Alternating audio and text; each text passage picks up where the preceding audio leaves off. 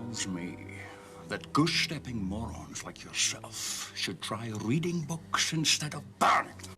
What's up, guys? John Claymore here / Commander33, and this right here is part 3 to this Russia-Ukrainian ordeal. And by the way, this is a video that I wanted to release today, which of course is Monday. Of course, I'm doing this video on Monday night, but because of all the bad takes, I figured I needed to do another video to kind of update you guys on things that were going on, which, by the way, I released earlier today on both channels. Part 2, I will leave that right there in the description box and in the comment section of this video here. It right now has been bogged down in the algorithm, which, by the way, I'll talk about here in a second. But I'm going to put that video in the description box in the comment section of this video too, in case you haven't already seen it.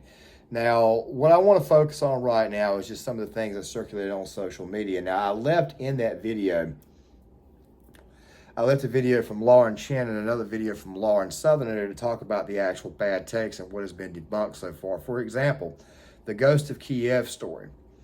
That right there turned out to be video game footage, but of course an idiot like Adam Kinzinger could not help himself but to share a tweet, which, by the way, was doctored and photoshopped like a meme. And of course, now he's got egg all over his face. Or how about this one right here that Adam Kinzinger shared that my man Chill on Twitter discovered, come to find out that it was not exactly up to date. It was something that occurred years ago.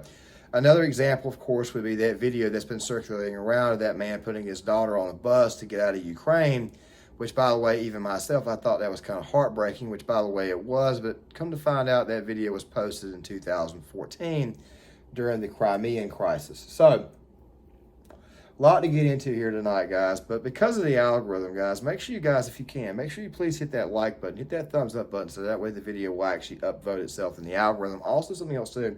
Please leave a comment in the comment section. That there also helps out the video. And if you guys can, please share the video and subscribe and hit the notification bell, so that way you guys are notified when my videos come out. It also helps the channel expand. I get to 500 subscribers and I actually get to the search engine. And let's go ahead and dive into this. Now, takes like the U.S. economy, Nord 2, what's going to happen with China, that there's going to be in future videos. As a matter of fact, I'm working on videos 4 and 5. I'm already working on the talking points and the scripts for that, but let's go ahead and dive into this. All right, we'll put the economical stuff off for the time being and just talk about the bad misinfo. Now, misinformation, of course, is usually propaganda. It occurs during the fog of war, and it's designed to get us to kind of like hit at one another. Sometimes it's designed to get us to celebrate, when in fact it may not be something to celebrate over. I mean, you take Cenk Uyghur's tweet here about him saying that right-wingers like Vladimir Putin because of his whiteness. First of all, I don't think anybody in this country is rooting for Vladimir Putin. He's always been an enemy.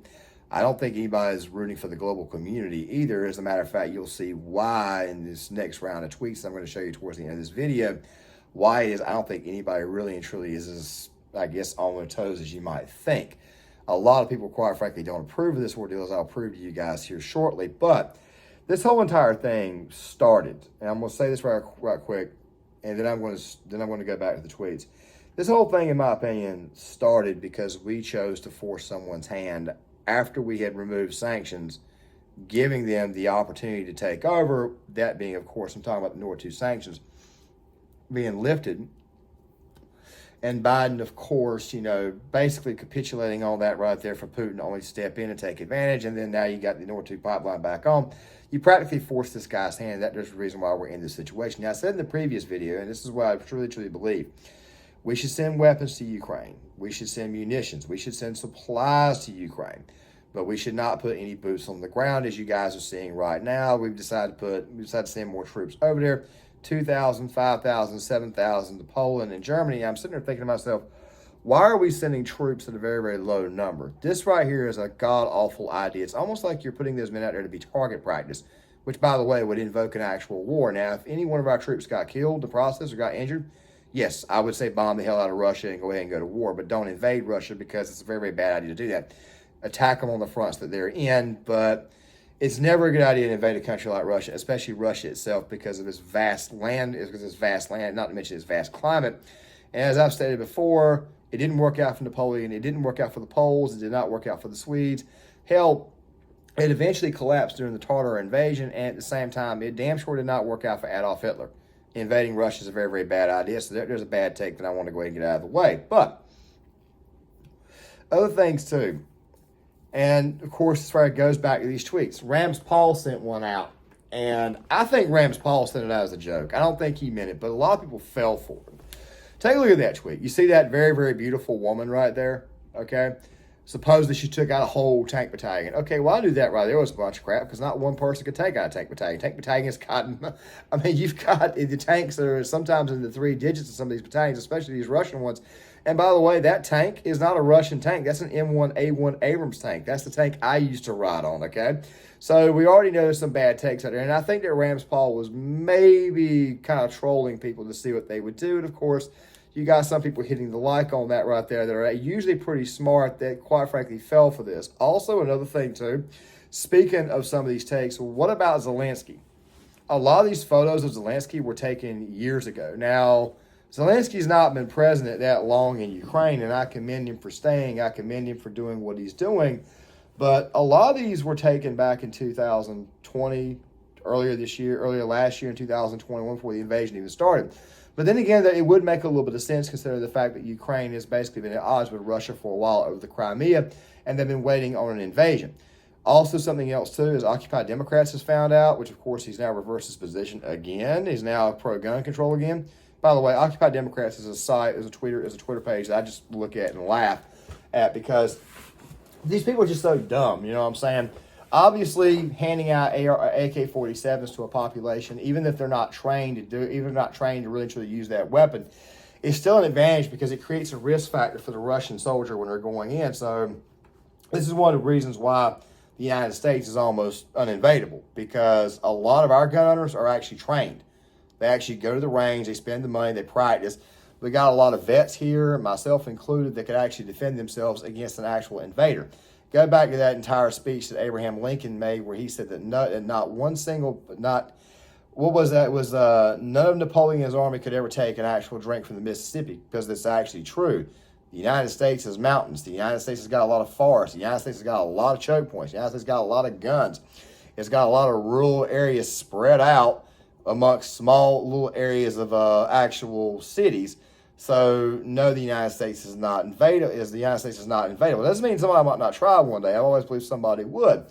Russia, of course, is having a problem facing Ukraine, which is, by the way, a much, much smaller country land-wise. So, yeah, this was kind of a bad take by Occupy Democrats. Guns are necessary. Guns are useful. It's part of the reason why we have our own Second Amendment. You should be able to arm your actual civilians, so that way you can secure a free state.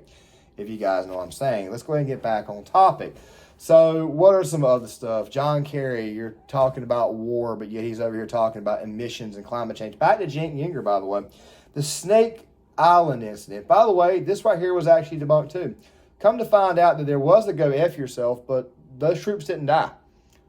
Those troops were actually surrendered. Another one too.